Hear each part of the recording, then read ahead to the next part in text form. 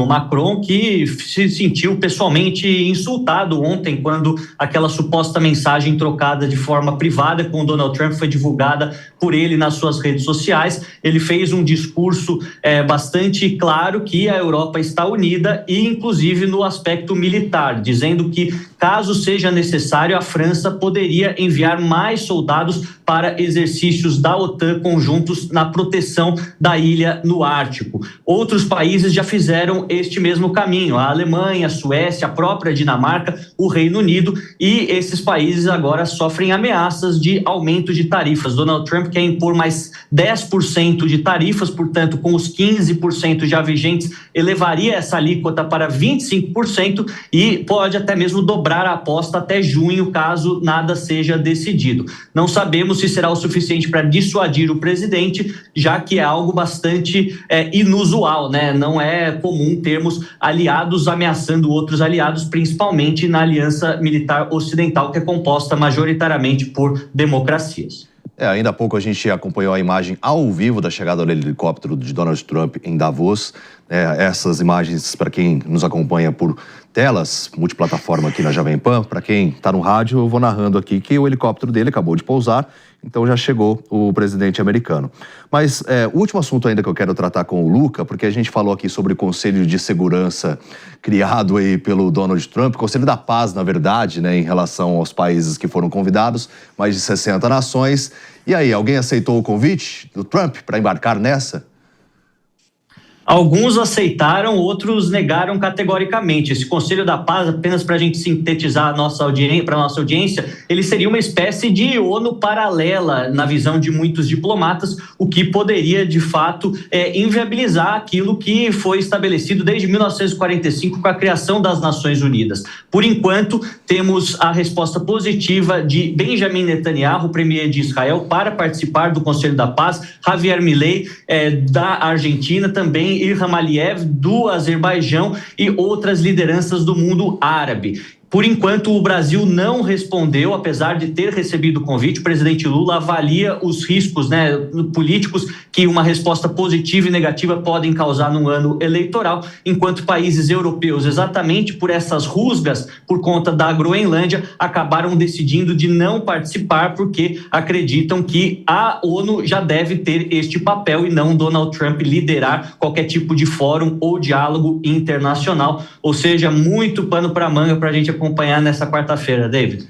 Exatamente. Então, daqui a pouquinho a gente vai estar de olho no discurso do Donald Trump, está previsto para as 10h30 da manhã. Vamos ver se também vai se confirmar esse horário. E o Luca Bassani segue com a gente, mas por enquanto eu vou pedir licença para debatermos aqui na bancada do Morning Show, começando pelo Mano Ferreira, porque tem muitos contextos então para a gente avaliar, analisar em relação a esse encontro, porque a tensão está instalada e aí o presidente americano, o presidente Donald Trump, chegando nesse momento em Davos. Qual a expectativa? Olha, David, ou não temos expectativa, porque é doido, né? É tudo imprevisível. O que a gente sabe é que a ordem liberal internacional que regia o mundo, pelo menos a partir da Segunda Guerra e, sobretudo, após o fim da Guerra Fria, essa ordem internacional acabou. Não existe mais. O direito internacional, como nós conhecíamos, os organismos multilaterais, as alianças militares, inclusive, como a própria OTAN, parece que tudo está suspenso e incerto. E isso gera uma insegurança muito grande para todo o mundo. A gente precisa lembrar que a própria ONU surgiu como uma iniciativa após uma guerra mundial catastrófica, que gerou mortes em todos os lados e foi uma tragédia de um ponto de vista humanitário. Então, o objetivo de construir instituições multilaterais para que os países tivessem meios de resolução pacífica de conflitos, o grande objetivo é evitar guerras generalizadas. A gente não pode jamais, como humanidade, perder isso de vista. E, aparentemente, parece que a gente vem esquecendo. Será? Caso a gente veja um aumento das tensões entre Europa e Estados Unidos, a primeira vez na história da humanidade que democracias podem entrar em conflito militar.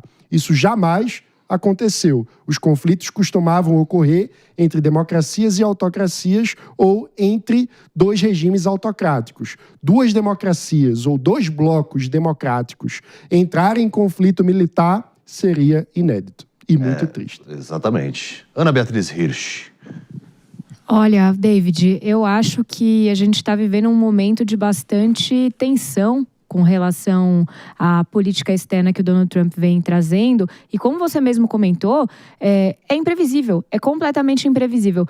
Nós, pela primeira vez em muito tempo, não temos a menor ideia do que vai sair, de qual vai ser a fala de um presidente americano. E isso não deixa de trazer uma insegurança muito grande para o cenário internacional. A gente vê manifestações de determinados países, até mesmo silêncio de grande parte das nações com relação a essa tal ONU paralela que ele pretende criar. Conselho da Paz. Muito se dá por conta dessa incerteza e dessa insegurança que o Donald Trump tem apresentado, porque a gente realmente não sabe o que vai acontecer. E como o Mano colocou, é extremamente preocupante que a gente esteja em vias de ter um conflito militar entre dois países, ou dois blocos, né, democráticos. Do mundo ocidental, a gente não sei dizer quando isso foi cogitado nas últimas décadas. E isso acaba sendo muito perigoso para o mundo como um todo. A gente até convidou também o Matheus Machado, ele que acompanha bastante o mercado financeiro, né? Porque uma coisa é o aparato militar, você ter uma questão militar ali, uma incursão, como foi realizado já na Venezuela, né? A última dos Estados Unidos, e as tarifas sendo impostas. Porque aí você tem uma guerra comercial, tudo, mas dá para driblar. Agora a questão militar é muito difícil, né? O fato é que o posicionamento do Trump durante todos os últimos anos já deixou muito claro que ele não quer dar espaço para a ONU. Há muito tempo ele já vem falando que ele vai tirar os incentivos, e ele de fato tirou. Ele fez esse movimento muito claro, e agora ele criar esse Conselho de Paz, ou essa ONU paralela, é o segundo passo. É aquele passo em que ele mostra, eu não estava brincando, eu não estava só falando sobre isso. E claro que isso tem um impacto direto no mercado. Ontem, as principais bolsas nos Estados Unidos, todas terminaram em queda, com um grande medo do que pode vir. E o fato é que não tem hoje ninguém à altura do Trump para rivalizar com ele. Então isso coloca o mercado europeu também muito em xeque. Tanto é que, né, Reino Unido, vários outros países, eles já têm anunciado uma saída do mercado americano e estão investindo em novos mercados. Então, estão buscando parcerias com a Índia, com o próprio Mercosul, como a gente viu recentemente, esse novo acordo que ainda tem muito para desenrolar. Então, o fato é que o mercado, ele começa a tentar entender uma nova dinâmica global, onde, historicamente, a gente depende, né, muito dos Estados Unidos, e agora está todo mundo tentando fugir dessa relação, inclusive o mercado brasileiro, né? O Lula, ele está nesse jogo de xadrez, nessa grande dúvida, porque ele não sabe o que fazer. Se ele diz sim, ele pode entrar no jogo do Trump, e se ele diz não, ele pode perder muito, né, com essa negativa. Então o fato é que o mercado está ansioso e querendo saber o que o Trump vai falar hoje. Exatamente, porque a princípio, né, o presidente Lula fez uma sinalização ali, olha, tá rolando uma química entre a gente, agora o discurso já mudou, né? Falando que o Donald Trump quer ser o presidente do mundo. Tá com medo da combustão, né?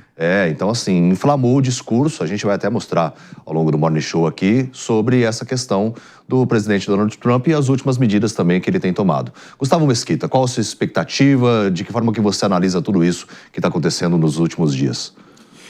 Olha, ouvindo atentamente as análises, excelentes análises aqui da bancada, né? Acompanho todas elas. De fato, a gente está assistindo uma derrocada do sistema de direito internacional, colapso operacional do direito internacional, pelo menos aquele que vigia desde o fim da Segunda Guerra Mundial, e agora culminando aí com a possibilidade de conflito entre dois aliados, dois blocos aliados históricos, que são a União Europeia, a Europa e os Estados Unidos.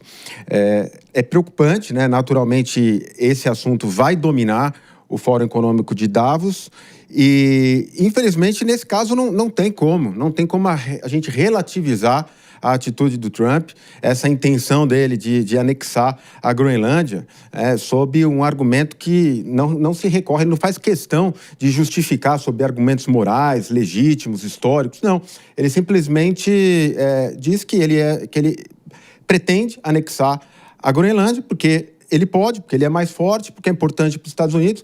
Isso não pode ser dessa maneira. De fato, isso abre um precedente muito perigoso no mundo, onde a lei do mais forte vai se tornando cada vez mais a lei internacional. A gente precisa analisar, acompanhar com muito cuidado e esperar que de fato alguma composição seja feita.